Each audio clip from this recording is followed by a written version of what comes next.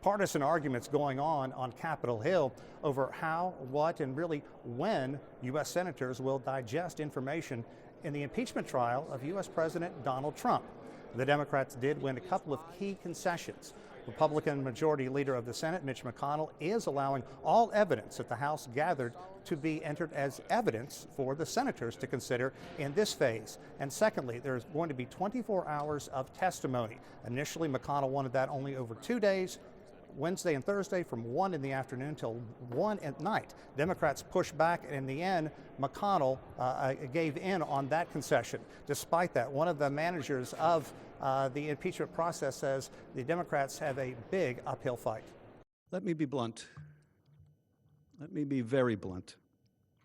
Right now, a great many, perhaps even most Americans, do not believe there will be a fair trial.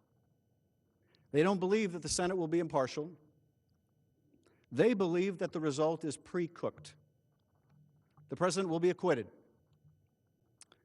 Not because he is innocent, he is not, but because the senators will vote by party and he has the votes. Now, the big question is, will witnesses be called in to testify? And secondly, will other documents be allowed entered as evidence?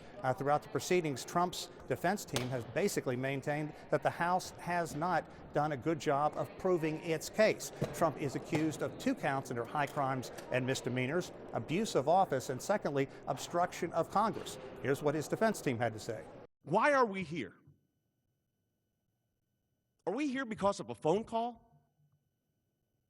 Or are we here before this great body because since the president was sworn into office, there was a desire to see him removed? All of this dates back to a phone call that Trump had with Ukrainian President Vladimir Zelensky. During that call, Trump asked Zelensky to investigate one of his political rivals, former Vice President Joe Biden, as well as Biden's son, Hunter. At the same time, Trump withheld close to $400 million in military aid. Now, eventually, the aid was freed up to Ukraine.